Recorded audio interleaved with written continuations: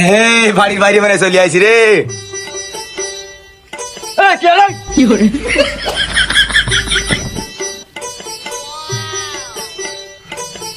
এ ভাই সামনে যাস না রে। কি রে আমার কষ্ট নাকি? আরে না, আমার কোথায় পারে না। আরে তোকে না বললাম সামনে যাস না, সামনে দুইজন মেশিন নিয়ে দাঁড়ায় রয়েছে। কি রাত্রি বেরোলাম নাকি? না, আমার তো সামনে যাওয়াই লাগবে। এই মোর তো যদি না চাস তাহলে সামনে যাস না, আর তোর যদি সাহস থাকে যা মেরি আয়।